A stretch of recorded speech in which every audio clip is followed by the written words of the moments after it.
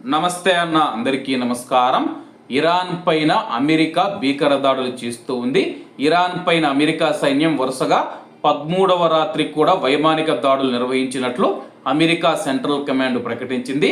ప్రాంతీయ భద్రతను బలోపేతం చేయడం, హార్మూజ్ జలసంధి గుండా ప్రయాణించే వాణిజ్య నౌకలు మరియు పౌర నౌకాయానానికి ఉన్న ముప్పును తగ్గించడమే ఈ దాడుల ప్రధాన ఉద్దేశమని చెప్పేసి అమెరికా సైన్యం తెలిపింది.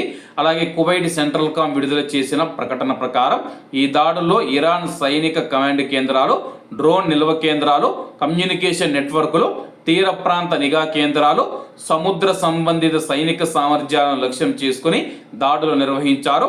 ఇరాన్ నుంచి హార్మూజ్ జలసంధి గుండా ప్రయాణించే వాణిజ్య నౌకలు, పౌర నౌకాయానానికి ఏర్పడుతూ ఉన్న ప్రమాదాన్ని మరింత తగ్గించడమే ఈ ఆపరేషన్ లక్ష్యమని చెప్పేసి అమెరికా సైన్యం ప్రకటించింది. ఇటీవలి రోజులుగా అమెరికా మరియు ఇరాన్ మధ్య ఉద్రిక్తతలు కొనసాగుతూ ఉన్న నేపథ్యంలో అమెరికా సైన్యం వరుసగా 13వ రాత్రి ఇరాన్కు చెందిన సైనిక లక్ష్యాలపైన దాడులు కొనసాగించడం ప్రాంతీయ పరిస్థితులను మరింత ఉద్రిక్తంగా మార్చింది.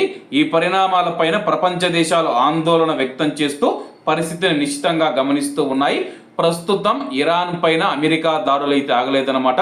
ఎందుకంటే హార్మూజ్ జలసంధి గుండా వెళుతూ ఉన్న నౌకలు కానీ లేకపోతే ఏవైనా షిప్పులు ఏవైతే ఉన్నాయో వాటిపైన IRGC నేవీ అయితే దాడులు చేస్తూ ఉందన్నమాట. మా అనుమతి లేకుండా, మా యొక్క పర్మిషన్ తీసుకోకుండా హార్మూజ్ జలసంధిని క్రాస్ చేస్తూ ఉన్నాయని చెప్పేసి అలా దాడులు చేసినప్పుడు అమెరికా సైన్యం వచ్చేసి IRGC యొక్క సైనిక స్థావరాలు, అలాగే డ్రోన్లు మరియు మిసైళ్లు నిల్వ ఉంచిన కేంద్రాలపైన సైనిక స్థావరాలను లక్ష్యం చేసుకుని అమెరికా భారీ దాడులు చేస్తూ ఉంది.